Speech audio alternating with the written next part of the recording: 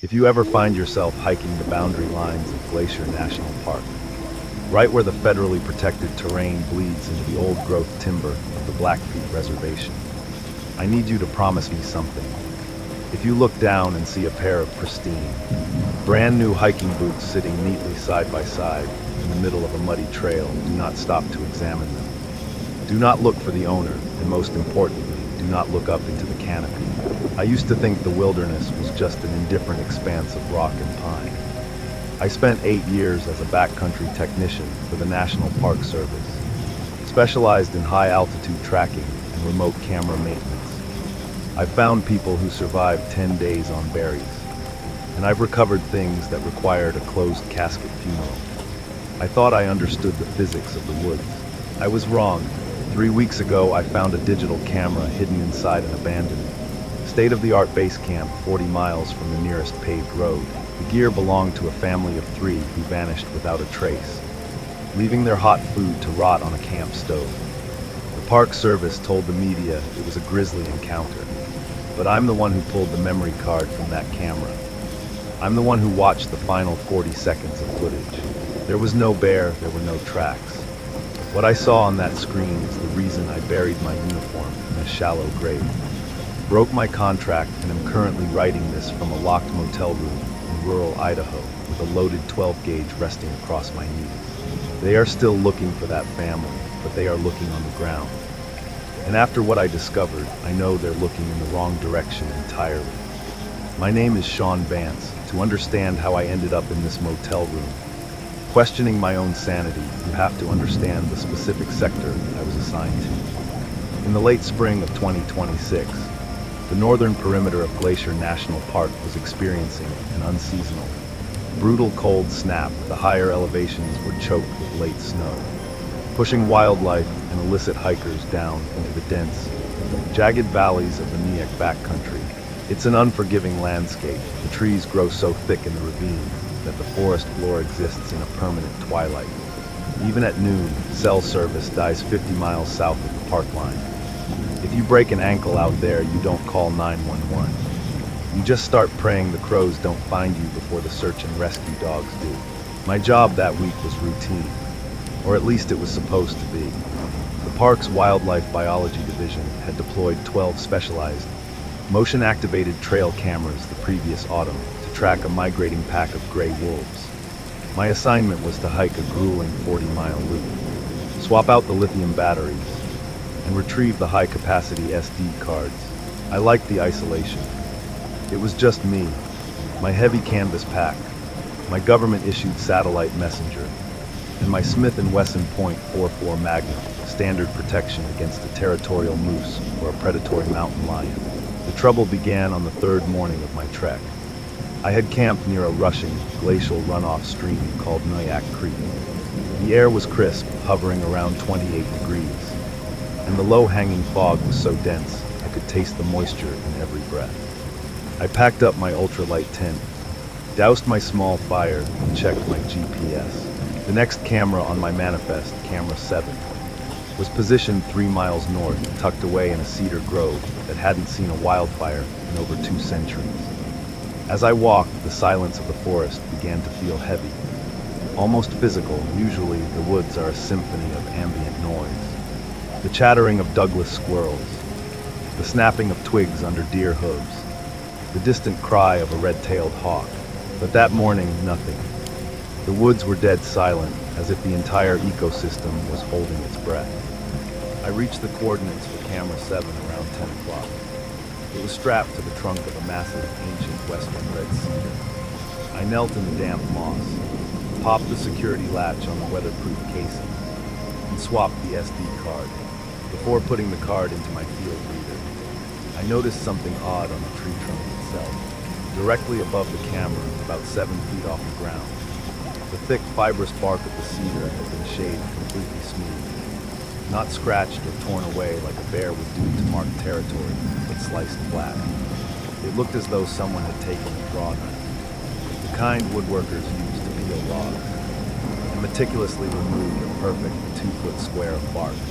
Who the hell brings a woodworking tool this deep into the backcountry? I muttered aloud. I pulled out my field reader. a ruggedized tablet used to preview trail cam footage, and slid the SD card in. I scrolled through the data. The first few hundred captures were standard. A bull elk passing through in November. A heavy snowstorm in January completely blocked the lens for 2 weeks. And a lone wolverine scurrying past in March. Then came April 14th. The camera had triggered at 3:14 a.m. The infrared flash lit up the night scene in eerie grayscale. In the center of the frame stood a man.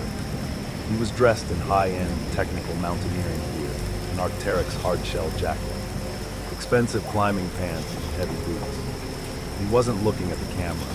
He was standing completely rigid.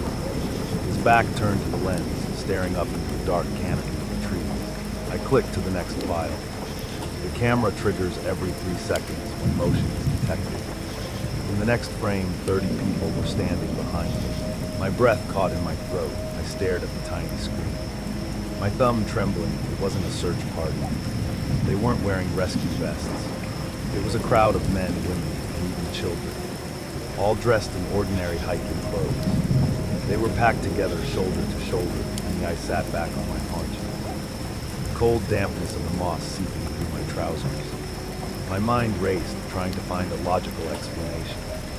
A glitch in the software, double exposure. A group of extreme pranksters who had hiked out here to mess with park surveillance. None of it made sense to get 30 people, including young children, into this sector of the park without trail passes. Heavy base camp support or being spotted by aerial surveillance was logistically impossible. And the way they were standing, it looked deeply uncomfortable, almost agonizing. I looked up at the shaved square of bark on the cedar tree. Then I looked at the canopy above me. The branches of the ancient pines interlaced so tightly. They formed a solid roof of green and brown. Blocking out the sun, there was nothing up there but shadows. I forced myself to calm down. "You're a professional, Sean," I told myself. "It's a hoax. It has to be a hoax."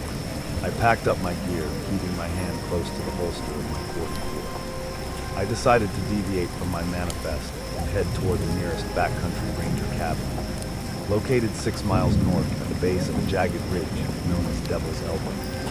If there was a rogue group of cultists or pranksters operating in the sector, the regional rangers needed to know. As I hiked, the weather degenerated rapidly. The temperature plummeted, and a thick, heavy sleet began to fall, rattling against the hood of my jacket. The wind picked up, howling through the upper branches like a dying animal. 2 miles from the cedar grove, I smelled it. It was a sharp chemical odor that didn't belong in the pristine air of Glacier National Park. It smelled like scorched electrical wiring mixed with copper. It was rancid and metallic. I slowed my pace, stepping carefully over slippery deadfall. The trail opened up into a small, natural meadow bordered by sheer rock faces. In the center of the meadow sat a massive, bright orange expedition tent. It was an expensive 4-season mountain tent, designed to withstand Himalayan gales. It was torn to shreds. The heavy nylon walls of the tent were shredded to ribbons, flapping violently in the freezing wind. I unholstered my revolver, my heart hammering against my ribs like a trapped bird. "Park Service," I yelled, my voice swallowed instantly by the roaring wind. "Is anyone in there? Do you need assistance?" No answer. I approached the ruined campsite with my weapon raised. The level of destruction was baffling. The aluminum structural poles of the tent weren't just snapped. They were twisted and bent into bizarre corkscrew shapes, as if an immense spinning force had grabbed the top of the tent and wrung it like a wet towel. I stepped inside the perimeter of the collapsed fabric. Scattered across the frozen ground were sleeping bags, high-end freeze-dried meals, expensive electronic gear. A dual-burner camp stove sat on a folding table. On top of it was a stainless steel pot filled with beef stew. The food had frozen solid, but it hadn't been touched by animals. No bears, no mice, no birds. That was the first red flag. Animals in Glacier will tear a camp apart for a single crumb of food. Yet this open pot of meat had been completely ignored. I spotted a leather wallet lying in the dirt near a discarded backpack. I picked it up and flipped it open. The driver's license belonged to a man named David Miller, age 42, from Bozeman, Montana. There were also IDs for a woman named Sarah Miller and an 8-year-old boy named Leo. I knew that name. 2 weeks prior, a regional alert had been broadcast over our government radios about a family of 3 who had failed to return from a camping trip in the southern part of the state, hundreds of miles away. Their vehicle had been found at a trailhead near Bozeman. How had their entire base camp, along with their personal belongings, ended up 40 miles deep into the northern Glacier backcountry without anyone seeing them? Then I found the camera. It was a high-end digital SLR, lying face down in a pile of pine needles near the edge of the clearing. The lens was cracked, but the body was intact. I picked it up, powered it on, and felt a cold sweat break out across my forehead despite the freezing air. The battery was at 12%.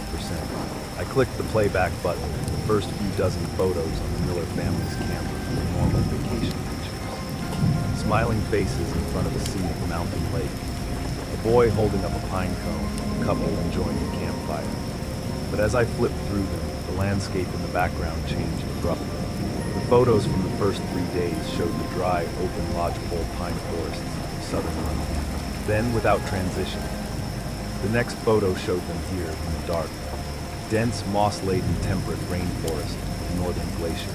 The timestamp on the southern Montana photo was April 13th at 4:30 p.m. The timestamp on the glacier photo was April 13th at 4:45 p.m. They had moved over 300 miles across mountainous terrain in 15 minutes. That was impossible. The military jet couldn't have packed up their camp, transported them, and set them down in that time frame. I hit the next button. It was a video file, and I pressed play. The video was shot by David Miller. The camera shaking, panting breaths audible over the microphone. The camera was pointed at his wife, Sarah, and their son, Leo. They were sitting inside the orange tent, the exact tent I was currently standing in. The interior looked pristine in the video. I don't know what happened, David's voice whispered in the speaker. Cracking with sheer terror, Sarah, check the GPS again. Please tell me it's working. Sarah was holding a handheld GPS. She looked up at the camera, her face completely pale, tears streaming down her cheeks. It says we're near the Canadian border, David. It says we're hundreds of miles away with the car. Our car was right there. We just stepped off the trail to look at the trees. And then the sound started. On the video, a low, pulsing hum began to vibrate through the audio track. It sounded like a massive electrical transformer, a deep, rhythmic thrum that seemed to vibrate the very ground. Suddenly, the video cut to black. The next file was a photo. It was a photo of the sky above the meadow taken at night. There were no stars. Instead, the sky was filled with a massive, geometric pattern of pitch-black lines that seemed to bend the light around them in a void shaped like a flawless, inverted pyramid that carved through the clouds. I stared at the screen, my mind spinning into free fall. The psychological tension was suffocating. I looked around the empty, ruined campsite, half expecting to see the family lurking in the trees. But there was only the howling wind and the rattling sleet. I needed to leave. I needed to get to that ranger cabin and radio for a full-scale evacuation. My survival instincts, honed by years in the backcountry, were screaming at me to run. I shoved the Miller family's digital camera into my pack, kept my revolver tightly gripped with my right hand, and began to hike toward Devil's Elbow. The terrain became increasingly steep and treacherous. The sleet had turned into a full-blown blizzard, reducing my visibility to less than 30 feet. Every tree looked identical. The silence that had unnerved me earlier had returned, punctuated only by the rhythmic crunch of my boots in the fresh snow. After an hour of intense uphill hiking, I saw the wooden roof of the Devil's Elbow Ranger cabin peering through the storm.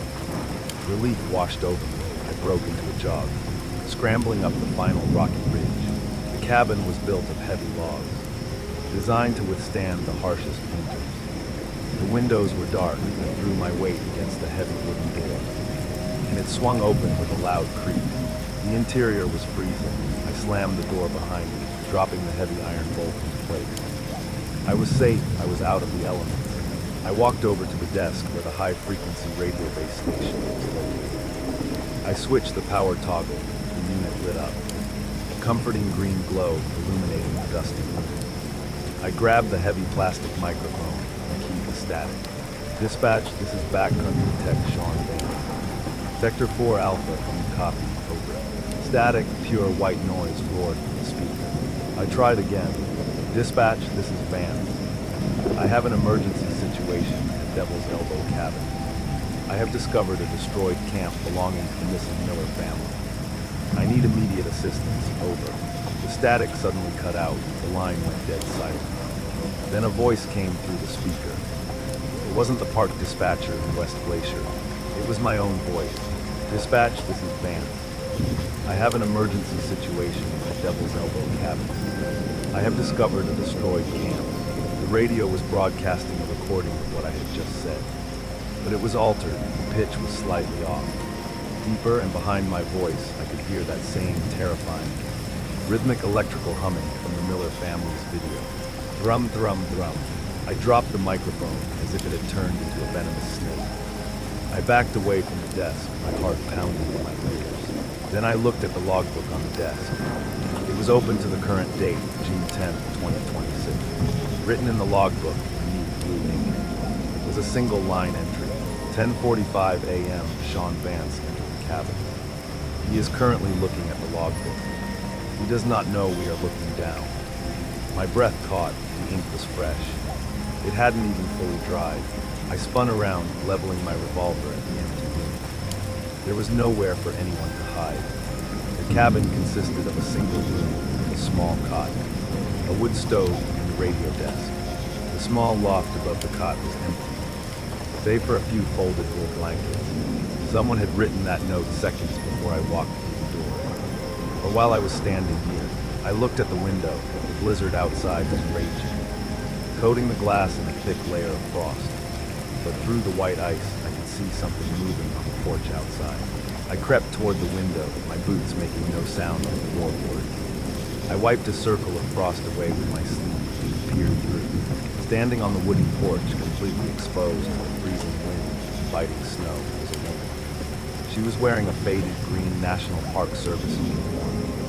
Her jacket had a name tag pinned to the chest, Vance. It was me, or rather, it was a perfect physical duplicate of me, seen from behind. The entity, whatever it was, had my height, my build, my canvas pack, and my exact hair. It was standing on the edge of the porch, its back perfectly rigid, its arms pinned tightly to its sides, and then with a slow, mechanical jerk. Its head tilted back, it didn't look at the sky because the porch had a corrugated tin roof. It stared directly into the wooden planks of the porch ceiling, its neck bending at that impossible, agonizing 90-degree angle. A wave of existential horror washed over me. This wasn't a prank, this wasn't a cult. The wilderness around me had ceased to operate under the laws of human reality. The geographical displacement of the Miller family, the crowd of people on the trail camera, the radio booth, and now this thing outside. I realized with absolute clarity that whatever was hunting in these woods didn't use teeth or claws. It copied, it displaced, it manipulated the very fabric of space and perception. The duplicate on the porch slowly began to turn around. I didn't want to see its face. I knew with a terrifying certainty that if I looked into its eyes, whatever sanity I had left would shatter completely. I turned and ran to the back of the cabin. There was a small emergency escape hatch. A square wooden door used when winter snowpacks blocked the main entrance. I unlatched it and threw my pack through the opening and crawled out into the freezing snow, leaving the cabin, the radio and that horrific mirror image behind. I tumbled into a snowdrift, the freezing powder filling my collar. I scrambled to my feet, grabbed my pack, and ran blindly into the storm. I didn't care about trails anymore. I didn't care about my GPS. I had to get away from that ridge. The blizzard was a wall of white, screaming chaos. The wind whipped through the trees, creating a deafening roar that masked any sound of pursuit. I plunged down the steep northern slope of Devil's Elbow, sliding over loose shale and crashing through thickets of Devil's Club. As I descended, the heavy snow began to thin out, transitioning back into a dense, suffocating, freezing fog. The air grew thicker, and that sharp, metallic smell of scorched wiring and copper returned, 20 times stronger than before. It coated the back of my throat, making me gag. Then the ground beneath my feet began to vibrate. Drum, drum, drum. The sound wasn't coming from the radio or a camera speaker. It was coming from the earth itself. The rocks beneath my boots hummed with an intense, low-frequency energy that made my teeth ache and my vision blur. I stumbled out of the dense timber and found myself back at the Cedar Grove. I had hiked for over an hour in a straight line away from this place. Yet here I was, right back at Camera 7.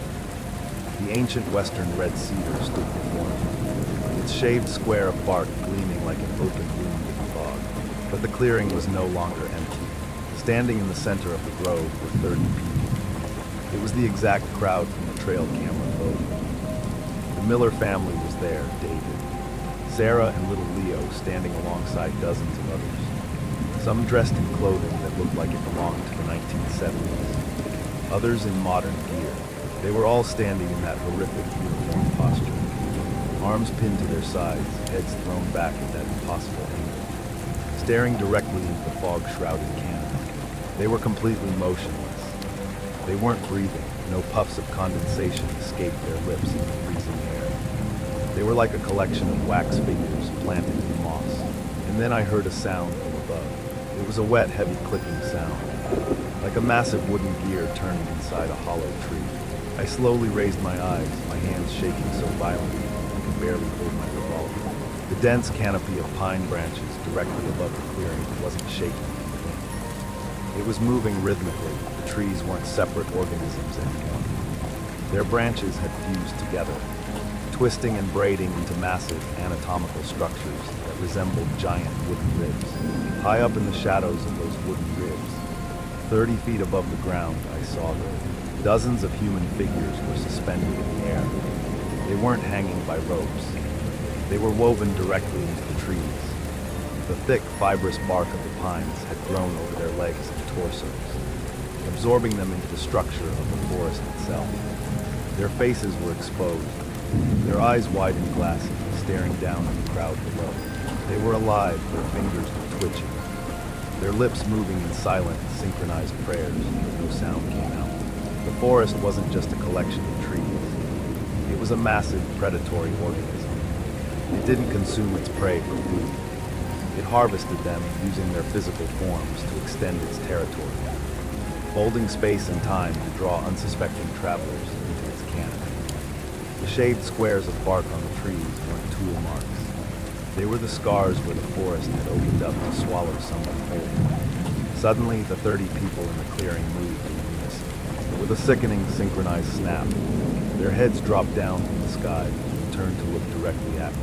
30 pairs of milk-white, pupilless eyes locked onto mine. Among them was the duplicate of myself from the cabin porch, its face a perfect, emotionless mask of my own features. They all opened their mouths at the exact same moment.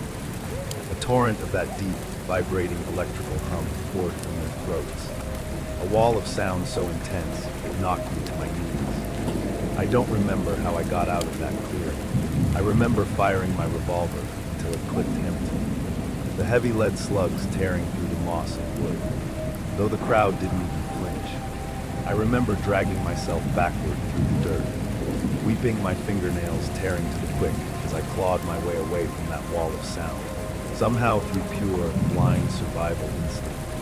I made it to the park boundary line by nightfall. I stumbled onto a state highway covered in mud. Blood and frost where a passing logging truck driver found me shivering violently in a ditch. That was 3 weeks ago.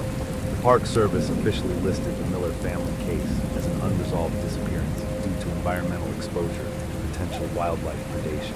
They found their original campsite ruined, just like I did, but they claimed no other anomalies were present. When I tried to show my supervisor the SD cards from camera 7 and the Miller family's camera, the data was gone. The memory cards were completely blank, corrupted by what the tech guys called an unprecedented electromagnetic surge. They think I had a psychological breakdown brought on by hypothermia. They offered me paid medical leave, but I know what I saw, and I know what's happening out there. I'm sitting here in this cheap motel room in Idaho now. The doors are deadbolted. The curtains are drawn tight, and I haven't slept more than an hour at a time since that day. I can't look at trees anymore. Every time I see a houseplant or a lone oak in the parking lot, my chest tightens and I start to choke, because 2 hours ago the storm outside stopped. The wind died down to an absolute whisper, and just a few minutes ago a familiar smell began to seep through the motel room's air vents. It's a sharp, rancid odor that doesn't belong in a town. The smell of scorched electrical wiring and copper. I'm sitting on the bed staring at the ceiling. The drywall is old and cracked, but right now, right in the center of the ceiling, the plaster is slowly beginning to change. It's turning dark, fibrous, and rough. It looks exactly like the bark of a western red cedar. From the floorboards beneath my feet, very softly, the vibration is starting. Thrum, thrum, thrum. If you ever go into the deep woods and the birds stop singing, whatever you do, don't look up, because by the time you realize what's in the trees, you're already a part of the forest.